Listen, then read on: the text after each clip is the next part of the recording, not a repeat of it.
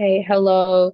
This is our group, the RSM Hackers, and today we're going to be presenting the slideshow that we made about our research paper.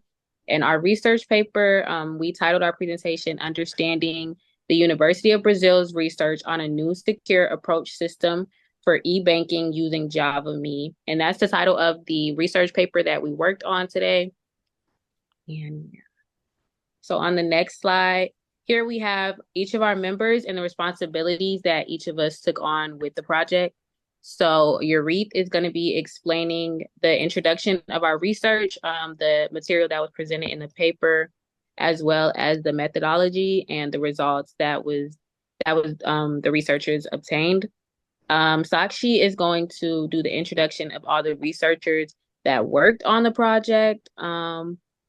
And like their relation to the research as well as the motivation for the need for the approach and the problem formulation.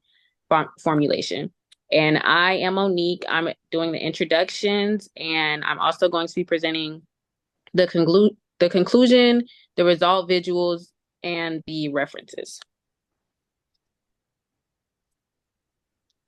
And So I'll hand it over to Sakshi. Oh, sorry. thank you.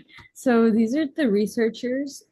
We have Lerte Piota de Mello, Dino Macedo Amaral, and Robson de Oliveira Albuquerque, Rafael Timoteo de Sousa Jr., Ana Lucia Sandoval Orozco, and Louis Javier Garcia Villalba.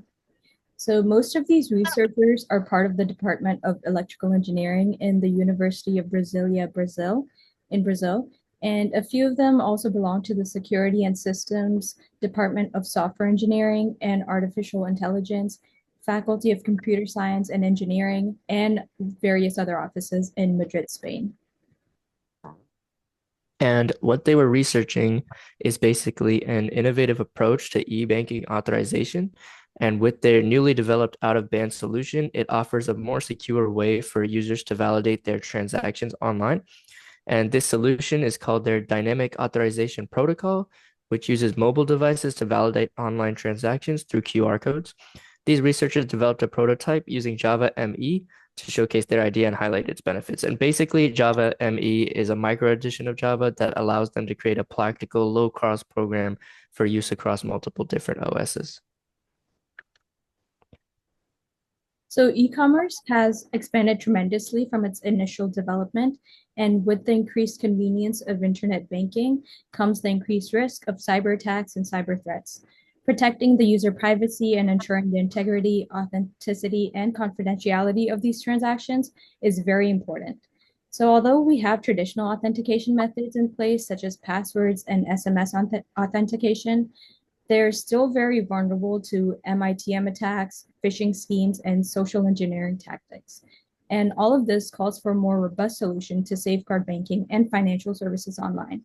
So the paper lists these as the motivation and then proposes a solution by integrating out-of-band authentication and mobile devices to provide the most security without compromising convenience or usability for the users. So this paper also addresses that there are security challenges that arises an immediate need for an authentication method to be secure and user-friendly enough to protect against common threats, but with greater flexibility in accessing services. The problem with the current authentication models is that it's easy for attackers to intercept communication channels, manipulate transaction data, and gain unauthorized access to private information, resulting in the risk of fraud. Another problem that the paper talks about is that a lot of the online banking systems force people to log into their accounts with trusted and pre-registered devices. Then when users attempt to access banking applications from unfamiliar or untrusted devices such as kiosks or mobile systems, then a problem arises, and this limits user mobility and flexibility.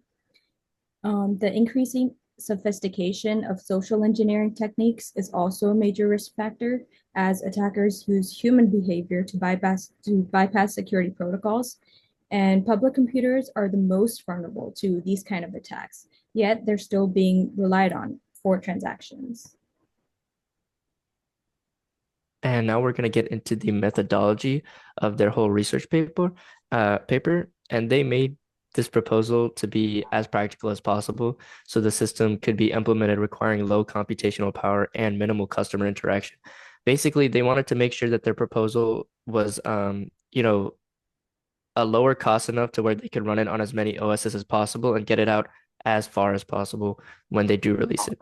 And their model made sure to focus on ensuring the integrity, authenticity, and confidentiality of the messages exchanged between them and their financial institutions, because this is like their customers' most secure information, and they don't want any risk of cyber attacks throughout their program. And how does that work? So they used, again, the dynamic authorization protocol, which combined two-factor authentication and out-of-band authentication using visual codes such as QR codes to authorize transactions. So basically, when a user is trying to get access to their financial institution, they're going to have to secure it with a third-party device like their mobile phone. And this method ensures that even if one channel is compromised, no attack is going to be successful unless both channels are attacked simultaneously. And you might be wondering, won't hackers try and still get in? Well, the dynamic authorization protocol, since it uses out-of-band authentication as well, that out-of-band verification can't be replicated by hackers since they don't have access to that third-party mobile device. And secure encryption is, of course, used that all of that into that messaging between the main device and the third-party device can't be easily intercepted. So to conclude their methodology, it's just by combining visual verification with out-of-band communication. And this is to work against hackers attempting any type of fraud, because this method that they use has multiple layers of protection. It also relies on separate trusted device, which makes it even harder or also almost impossible for hackers to intercept or replicate because of like the separate devices and the multiple layers of verification. Overall, this innovative approach strikes a balance between user friendliness and strong security, making it like easier for the user with like problems that were first arising and like stronger.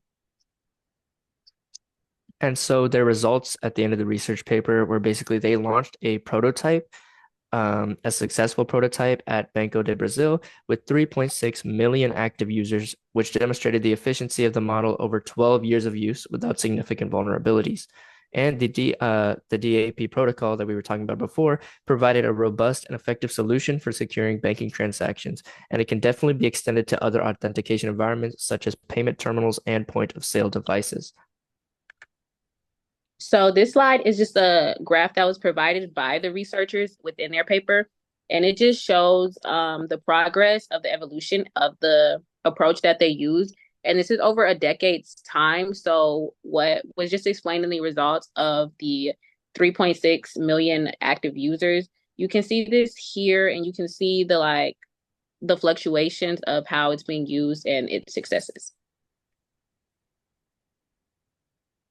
And the resource that we used for our presentation was solely the paper, the research paper written by about the approach. And inside of the presentation were many other sources that they cited themselves, but this was our main resource. So that was our presentation on the out-of-bank e-bank authorization protocol, as well as the results that the researchers were able to get, and results of like how it worked and how it has continued to work, which was shown in some of our visuals that it is still going on today. And yeah. Yep. Thank Thank you you. for listening.